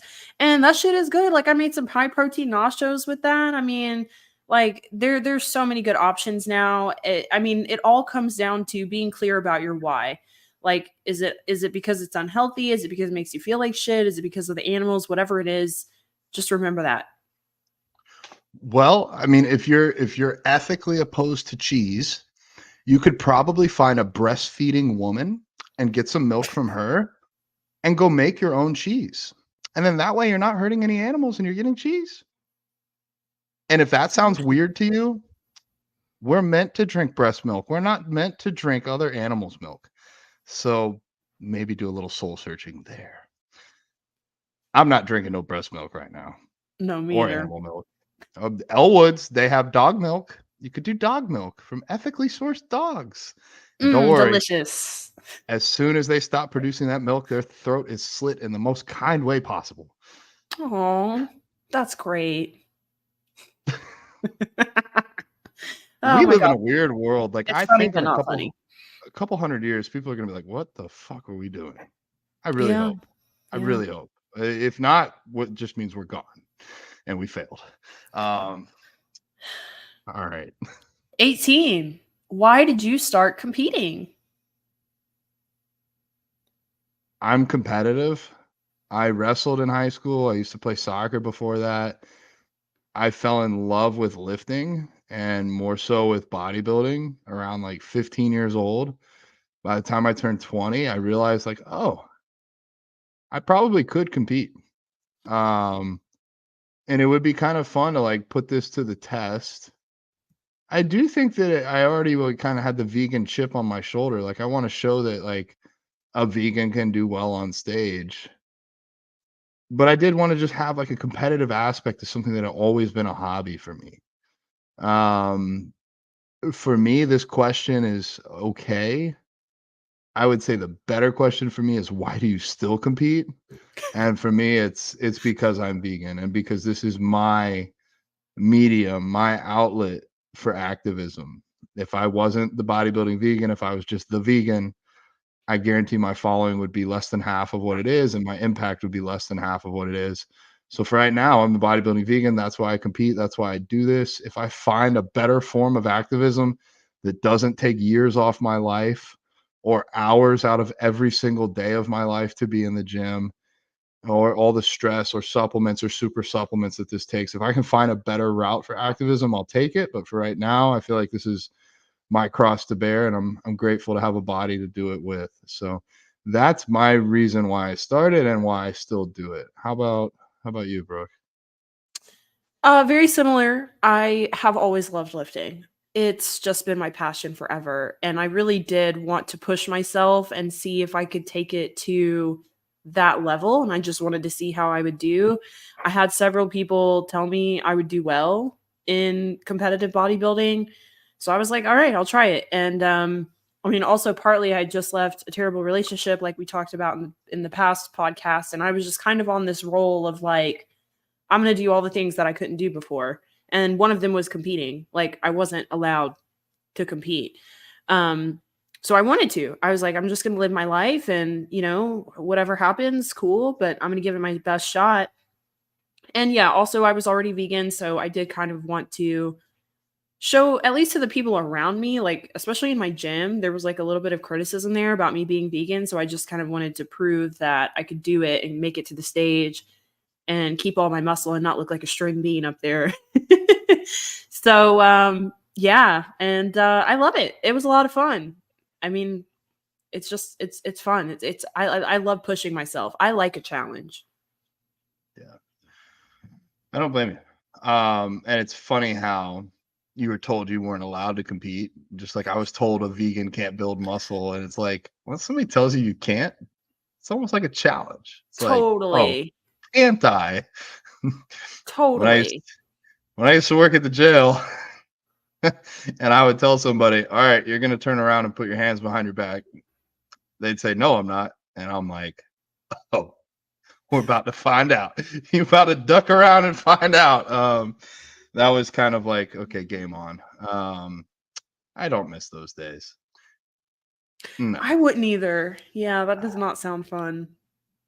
I mean, no. It was maybe, I mean, this sounds a little weird, but a little empowering to like know that I I could do what I needed to do to take care of myself. I mean, there's always a little bit of fear. Like anybody could show up there, like the best MMA fighter in the world could just happen to get booked in for a DUI or something, and then they kick my ass. But usually I handled myself pretty well. I was fair. I felt like I didn't want shit to ever come back on me. So I followed every rule in the rule book, the stupid ones and the serious ones. And then that way, if there was ever an allegation that I did something wrong, everybody knew me and they're like, this guy follows every stupid rule. Like, I know he didn't do that. So, yeah, past life. So different. I was vegan there. I was the only vegan. I was probably the only vegan in the whole damn jail. But Yeah. um, yeah. Um, 19. What do I do if I'm in a deficit but not losing weight? Mm. I have a million answers here. I know there's a lot of things you could say. I mean, I think first of all, make sure you're actually in a deficit. Are you tracking? Make sure you're tracking your food. Make sure you're accurately tracking your food. Dude, we need a post, like a little tree, like where it's like, you're not Yeah. losing weight, but you're in a deficit. Are you actually in a deficit? Yeah. Yes. CB or like, No. yeah. Like, are you tracking everything that goes in your mouth? Yes or no? If no, turn that into a yes. Yeah. And like you could go back to the top. Yeah. We need one of those because like there's so many things. So most people, the easiest thing here is you're probably not in a deficit, or you are. And if you're in a deficit and you're not losing weight, is your protein high? Maybe there's a chance you're recomping, especially if you're on super supplements. But if you're not, then that's probably a little bit less likely the case. The other thing that I see all the time, especially with competitors or people that have been in an extended period of a calorie deficit, their stress levels are high. They're doing cardio, they're not eating that much. Their cortisol raises. As your cortisol raises, your stress increases. And as your stress increases, the amount of water that your body retains raises. So you might every week be gaining half a pound of water while losing half a pound of fat. So at the end of the month, you look flatlined but you're really 2 pounds down in fat and 2 pounds up in water. So when you take a week off from cardio, or you eat a cheat meal and you get some extra carbs and your body stops freaking out, you'll see a 2 pound drop overnight. And you're like, oh, wow, I just lost 2 pounds last night. It's like, no, you just saw it after last night. It's been going on all week. So it depends. If you've been cutting for 2 weeks and you've seen no weight loss, you're probably not in a deficit. If it's been 2 months, 12 months, there might be other reasons at play here. Yeah. So if you're like, make sure you're in a deficit, make sure you're tracking your food. If you're truly in a deficit and you're not losing weight, get your thyroid checked. That could be a big culprit there. Get your hormones checked. I mean, other hormones can cause issue too. And gut health. Gut health is a big one because that's also going to affect how you partition your nutrients. And, you know, if you aren't absorbing your food properly or utilizing your food properly, which all happens in the gut, then that's an issue. But like John said, for most people, it's just going to be you aren't actually in a deficit. And that includes if you're in a deficit Monday through Friday, but Saturday, Sunday, you go crazy and you binge eat, you may be in maintenance. So all of those things play a role here. And I would lastly say, if you're struggling and you're not losing weight, hire a coach. One of us. Either me or John, nobody else. Yeah, no one else in the world. No one else. In about 3 months, we'll have 12 Academy graduates that you could definitely choose from. So, yeah. So just run on your hamster wheel for another 12 weeks. Good Lord.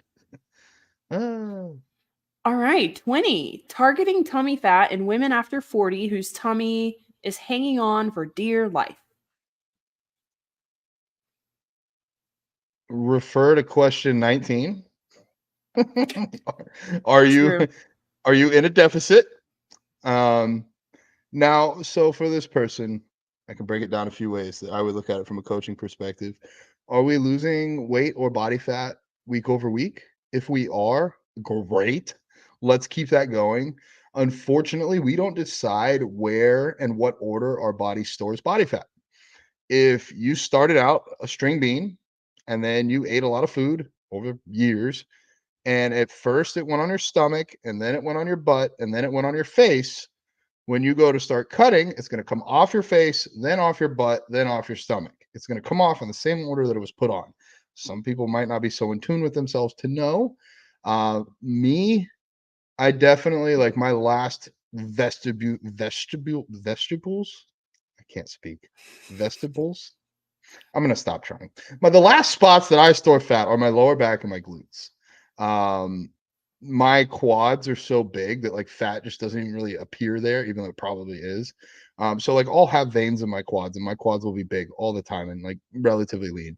I'll have striated quads way before I have abs even. So for me, like I just kind of know where stuff is. If you've not been that lean or not paid attention, you might not know. But back to the whole point, keep taking fat off. It will eventually come off your stomach, I promise. And then if you want to get into adding supplements, Yohimbine HCl is a great supplement. Reach out to either me or Brooke for dosing based on your weight and your experience levels, but usually somewhere between, for a woman, 2.5 to 5 milligrams up to maybe 15 towards the top end. I got some competitors at that range. And Yohimbine HCl encourages your body to use up stored, usually like belly fat, as an energy source, because it basically goes against what your body has ingrained, that this is stomach fat. This is really important for me to keep. I might starve. I can't let go of it. You're basically telling your body it's okay. You're not going to starve. You can use that for energy today. And that will target your belly fat a little bit faster, but it's not going to be like make or break. It's not going to be overnight. It's just going to make you 10, 15% better. So I got really long winded there, but that would be my assessment. Yeah, diet over everything. I mean, you can't technically target belly fat. Spot reduction is a myth, but the best thing you can do is stay on top of your diet, keep moving your body, build muscle, and give it time. Unfortunately, it's just a patience game. Yeah. You didn't get there overnight. It ain't coming off overnight. If it comes off overnight, Yep. something's wrong. Something's wrong. Yeah, majorly. Nothing good happens fast in the sport of bodybuilding, or really like in like health and wellness. It's more Yep. about a process, building those healthy habits. So yeah, Give it a little time. Check, like Brooke said, if it's been a while and nothing's working, check your hormones, work with a coach. 21. Can you elaborate on rep count, speed, and rest between sets? They gave no parameters on what they're doing. I know it's a lot there. So there could be a lot of ways we could. I'll let you take the first stab, and I'll throw anything else I can on top. Rep count is going to range quite a bit. So depending on whether you're doing an isolation movement, you're doing a compound lift, what your goals are you trying to build muscle? Are you trying to train for endurance? Rep count can vary quite a bit. So I would say figure out what your goals are, and then, you can kind of figure out what your rep count should be. Speed is a good one to bring up, because I do think a lot of people go through their movements too fast, and there is a lot to be said for time under tension. And truly it's a lot more effective. And a lot of bodybuilders, like, I know like Jay Cutler, for example, always talks about how it was less about, now, I mean, relatively he lifted heavy, but it was less about the weight he did and more so like the time under tension and actually feeling the movement. So many people just like ego lift and go crazy in their movements, and they're not even really utilizing the muscle, and they lose that mind muscle connection. So I do think it's important to have awareness of how fast you're going in a movement, and make sure that it's controlled. Like, you should be like, as just as, I don't know, I'm trying to think of a good example, like a specific exercise, but you should be able to put the weight down just as controlled as you pick the weight up, or release the weight if it's like a lat pull down or something. And rest between sets, that can vary a lot too. I mean, if it's a really heavy compound lift, anywhere from like 2 to 3 minutes. Powerlifters do even more sometimes. You see all those memes of them like pulling out their fold out chairs in the gym and then just sitting and resting between sets. And if you're doing a more, bodybuilding type style workout, if you're in a cut, you could do 60 seconds, 90 seconds, depending on what the movement is.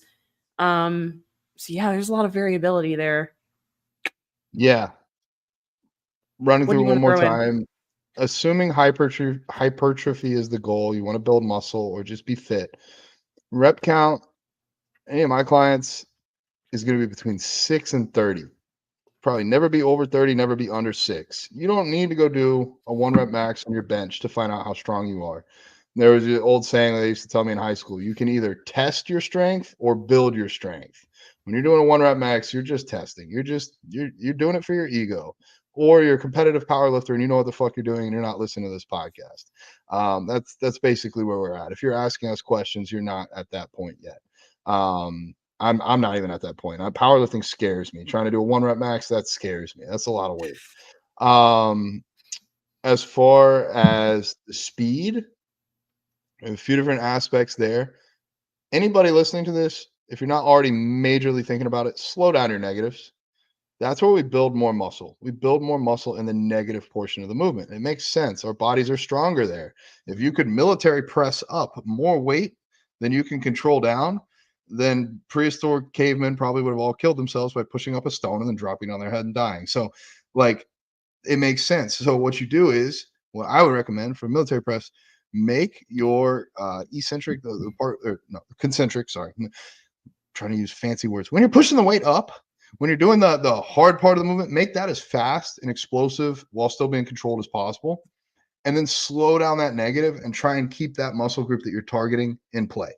I listen to Justin Mahaley. He does his own podcast, the Grow or Die podcast. What he says is have control throughout the entire range of movement. That if somebody was there in the gym and said, reverse, that you could safely reverse the range of motion. So if you're pushing up and he says reverse, well, you're not like throwing the weight up in the air to where you can't reverse. Or if you're coming back down, you're not coming down so fast that if in the middle of that rep he said reverse and you had to push back up, that you couldn't do it. So that's one way to think about rep speed. And then rest between sets. I've done a lot of research into this. I got some own anecdotal experience. Based on the research, it sounds like the more rest, the better. The only reason we don't take 10 minutes of rest in between sets, or the only two reasons. One is nobody has 4 to 6 hours to spend in the gym a day. And if you do, Go do something else with your life. Go for 2 hours and then donate and volunteer the other 4. Like, do something more important. Outside of that injury, if you do a really hard set and then you sit down for 10 minutes, you're going to be approaching the next set cold and more likely to get injured. But I'll tell you what, I'm going today. If my hip allows it, I'm going to be doing some heavy ass pendulum squats. I only got 2 sets on there. I got my top set and a back off set. After that top set of like 10 reps, you bet your sweet biscuits I'm gonna go sit down somewhere for 5. Well, I don't sit down on like this. I'm gonna go walk around somewhere for at least 5 minutes to get ready to go kill myself on that second set. Because if I went back after 2 minutes, I'm probably leaving 2 or 3 reps off the table that I could have gotten. Granted, I'm a relatively advanced lifter and I know how to push myself really hard and I know how much rest I need. If you're doing 3 sets of 10 reps, you don't need 5 minutes of rest between because you're not even pushing yourself that hard. If you're getting 10 on every single set, you're clearly not going to failure on the first 2 sets, or you would have done something less than 10 on the subsequent sets. Anyways, I digress. I'm getting long-winded here. That was good. Yeah. Thank you. That was good. That was a way to make the question be specific. That is one thing about taking Q&As is like you just get, you know, like some of these weren't even questions. Yeah. Well, that one, like if that was a power lifter, everything I just said is kind of out the window. Other than the Right. best Context. Yeah. Context Yeah. is a big part here. And I guess sometimes people forget that we don't know their goals. So yeah. Yeah. I think it's good though, because we answer in a wide enough range that it probably helps the person that asked, but there's Right. probably 100 people listening to this that didn't ask any questions that are learning something good here. So Yeah, for sure. that's my whole goal with this. Maybe feeling 22, Taylor Swift. And then we call it because there's no way in hell we're getting through Yeah. 4 years. Like Yeah, we there's could no way. rapid fire, but we could just have a part 2. I think we should do a part 2 because we're about halfway through. So that would be great. Okay. Yeah. Yeah. All right. Taylor The Swift, classic. feeling 22. It's a classic. It's a vegan classic, guys. Never been asked this before in my entire life. I'm so Gosh. blown away that somebody asked this. What are some of your best protein sources? Um, well, actually, you know what? If we didn't cover it, somebody else is going to ask, and now we can say, "Hey, go listen to Vegans Who Lift Q&A number 1," and then they're going to have to listen through all hour and 42 minutes of this to get their answer. So we'll get some Yeah. solid listens. But cheat note. At least for me, I don't know for Brooke, I don't know if it is still for you or not, but I have pinned on my page Brooke and I's top 7 vegan protein sources. So I plan on leaving that there because the number of times I'm out and about and don't have time to go into in depth, I'll just hand somebody my card and be like, check out my Instagram. It's the pinned post. It's literally right there. And it covers all of our protein options. But Yeah. I'll let you go first. What's your Sean said part 2, electric boogaloo. Uh, but Brooke, let's like kind of whittle it down. Like if you could only Yeah. pick one, what would be the first one you pick? Damn, that's a tough one. Man, I am obsessed with Say Grace protein. I mean, I am just obsessed with that stuff. For anybody who's listening and doesn't know what it is, it's soy protein isolate, but it's basically like TVP, but not in that Concentrate, not concentrate. isolate. Yeah. If I understand correctly, at least based on my previous experience, that isolate is more than 90% protein by weight, and a concentrate is, I think, more than 80. Okay. So like I in know it's between like that, very like the way they made it is like very specific. So I probably don't have the science right because I know and I've heard them say that they've removed the phytoestrogens too, which I don't know the science there, but that's what they claim, which I mean, I don't care about, but I know some of you guys are going to freak out about that. So if that's important to you, you know, they have the phytoestrogens removed. it's a leaner, the concentrate, the soy protein concentrate is leaner, and by leaner I mean more protein per calorie than even TVP. So if you like Mhm. TVP and you want to take your cut a little bit harder, or you want to focus more on protein, then check out Say Grace protein. It'll be a better form from that. That's good. I didn't even think about that first. I eat that every day. I love that stuff, and like the variety. I mean, I love I love all of it. I love the bits. I like the nuggets too. Like if I'm doing like because some of my meals, like my carbs, I have like no carbs right now, but if I have a meal where I don't have any carbs with it, I like to do the nuggets because they're so filling, and I can just Mm, pair that with a veggie, and it's like a full meal. I'm totally full, totally satiated. You can make like little buffalo chicken nuggets with it. Like it's just so good. yeah, good Low point. All right. fat, low carb.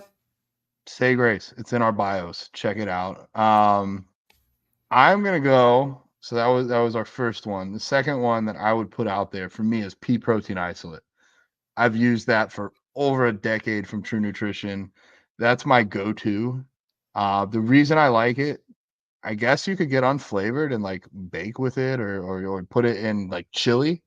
I did that once. I made chili that was too watery and I put some pea protein isolate in there. So Hmm. that was like Was it super easy actually way good? to yeah, it just thickened it up because there was like no flavor. It would almost be like adding a little bit of flour. But Yeah. the reason I say pea protein isolate would be my number one is because it digests well, it mixes well. From True Nutrition, the flavoring is awesome. It's pretty hypoallergenic. Like I don't know more than like 3 people in the world that are allergic to peas. Um, so there's probably more, but like compared to soy allergies or gluten allergies or milk allergies, it's just awesome. So pea protein isolate would be the one I would say first. That'll be our second one. I'll let Brooke take the third one. Mm. I love seitan. I absolutely love seitan. I've been adding it back in lately. I mean, I like making it from home. That's my favorite way to do it. And I know you mostly make yours at home too, just because you can really control the flavoring. Like Upton's Naturals. Have you tried theirs? Mm-mm. No, okay. So they're mostly at Publix, I think, and maybe Whole Foods.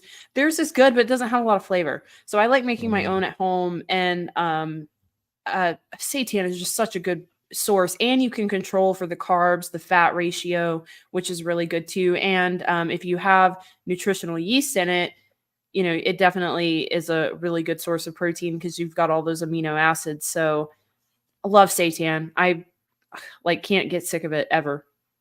Next time we're in Orlando, I'm gonna take you to the Kind Cleaver. The Kind Cleaver. It's a sandwich shop, and they make their own seitan in a pressure cooker. So it comes out in like a Mm, cylinder, almost like meat. And yeah, Sean said it's really good. Thank you, Sean. He encouraged me to try it, and oh my god, best seitan I've had in my life. And they layer up these sandwiches. I think they said there's like 70 grams of protein on each sandwich. It's a big sandwich. damn. Oh my Um, gosh. Yeah, we've got to go there. I wonder if we but could make it in a pressure cooker ourselves. we could reach out and just DM them, be like, "Yo, teach me your secrets." But yeah, Hmm. Kind Cleaver, check them out if you guys are in the Orlando area. Highly recommend. Probably one of the best sandwiches of my life. Seitan's great. It's very high in protein. Again, there's not a whole lot of fat or carbs paired with it. You can flavor it however you want. Only problem is if you have a gluten intolerance or a gluten allergy or sensitivity, seitan wouldn't be a great option for you. So then, if that's you, what I'm gonna go to number 4 is TVP. A little bit more carbs than your Say Grace, but still, it's a soy-based protein option. So you're going to get a great amino acid profile. What I love about it, it's so easy. It's like making like pasta or like oatmeal. Like you just take it and you put it in a bowl, you add some water, you throw spices on it if you want to, you throw it in the microwave for 3 minutes, add some veggies, you're done. It's so easy, and I'm so lazy. So that's why I love it. Brooke showed me if you make a smoothie bowl or oatmeal or whatever, you can just put the raw TVP on top of it, and it's like a crunchy topping to get some extra protein. So TVP would be number 4 on the list. I I love love it. Oh, TVP. and I also I made a buy it. pie crust with it. Yes, I've got to show you how to do that. I made a TVP pie crust and I made a high protein cheesecake. It was amazing.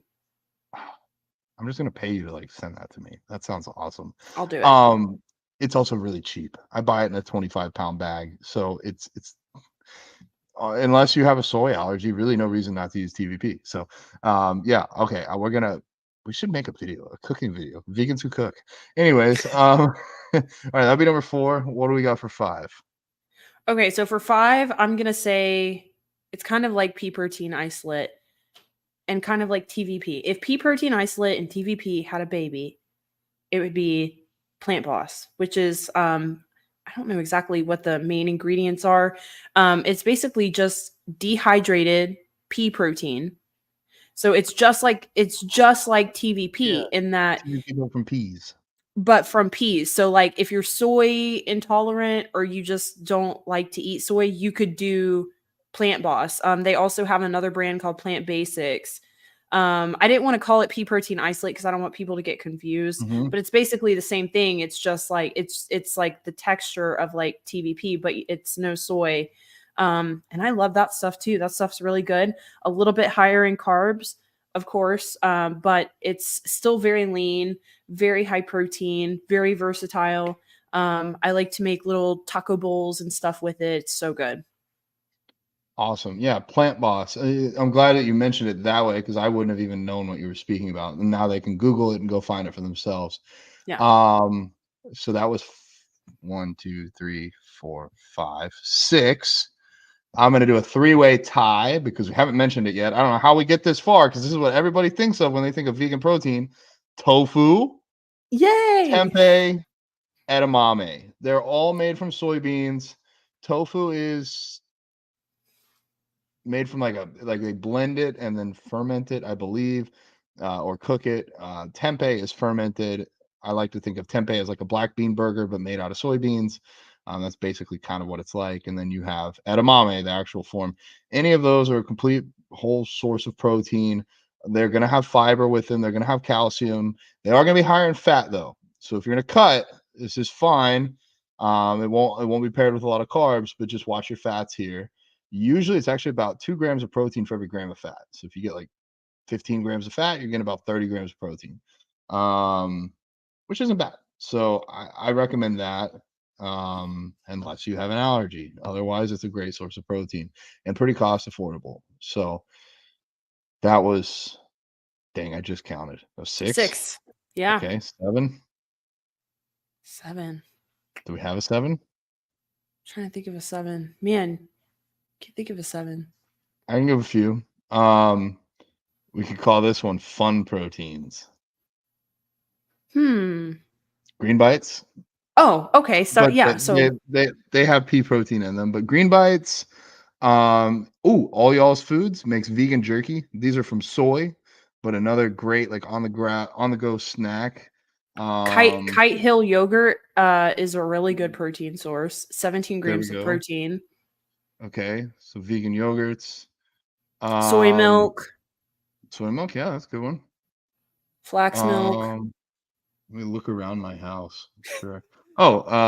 Misfits protein bars or Super Team Foods protein bars. Both of those are good. Sean, what's your favorite thing that we haven't mentioned? There's got to be something else out there. I think we're getting pretty close, though. I mean, we've I know covered. somebody would say lentils. I mean, from a whole foods perspective, a ton of carbs. Yeah, I don't like to think of lentils as protein. I think of them as carbs because you're going to get so much fiber if you. Oh, hemp and flax. That's a good point. Hemp is another, like you can actually buy hemp protein. I've done it before. It's really gritty and I don't love it. Yeah, I don't like it. And rice, you can also get rice. Pumpkin seeds, a lot of fats there, but yes, again, if you're whole foods or just trying to get a little bit more protein, you can go that route. So yeah, we're starting to get into like the less super proteiny foods, but those are some other options for you. So I mean, if you just listen to all of this and you still can't figure out how to get protein as a vegan, I got nothing for you. Actually, I take that back. Sign up with me. I'll get you a meal plan. I'll get you everything you need. You won't even have to think about it. But I think this is a good resource. 22 questions in, 2 hours deep. We can talk.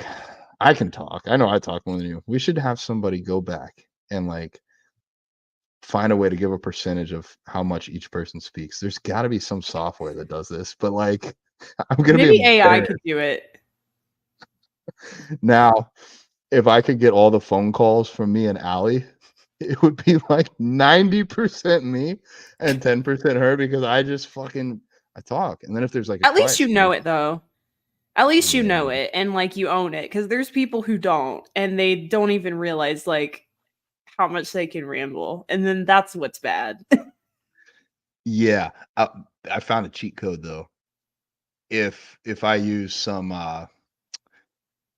green stuff, if I smoke a little bit of weed, my thinking slows down, which is actually great. It allows me to relax or focus on stuff outside of work. But I've noticed for our conversations, if I'm high, I'll just shut up and listen, and I'll be like, "Whoa," it's a whole story versus me trying to talk so much. So I'm not telling you guys to go out and get high. I'm speaking from my own personal experience here. But Don't do drugs, kids.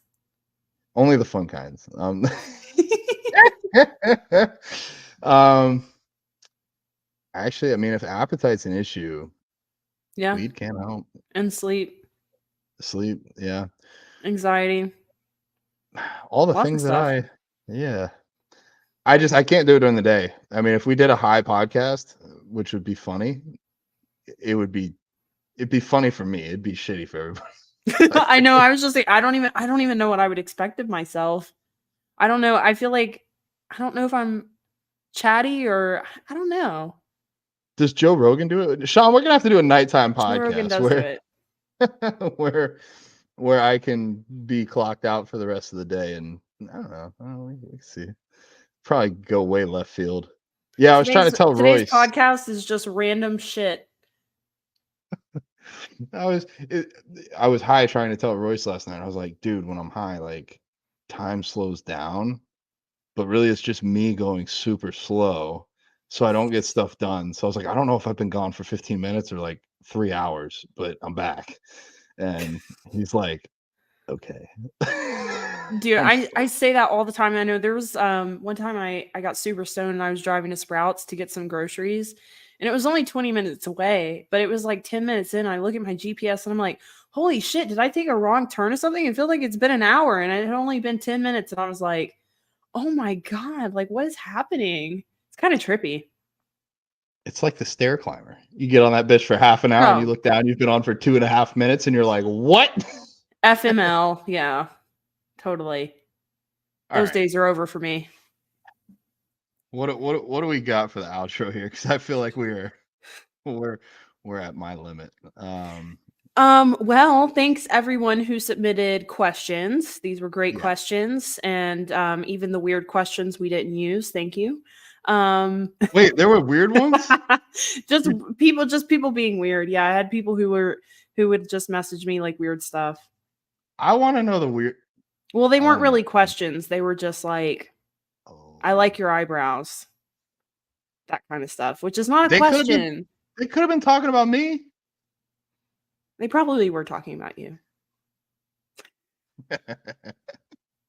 But thank you guys for all the questions, even the Yeah. weird ones. And if we didn't get to your question, stay tuned. We will do an episode 2 in season 2. Oh Yeah, yeah. in It's season gotta be 2. season 2. It This sure is is. flown by. Fastest season of my life. I know, crazy. And if you guys want to actually be featured on the podcast with your voice, then go to vegansexplore.com and leave us a very nice message, and you can actually hop on the podcast. And other than that, thanks for tuning in. Give us a like, subscribe. Share with all your friends. Head over to vegansexplore.com to see everything we got to offer y'all. If you're thinking about coaching, Vegans Who Lift Academy class number 2 is going to be starting up here soon. Send us a message. I'm going to say have the best day ever. And that's all I got, Brooke. Yep. Have the best day ever. Thanks, guys. Bye, guys.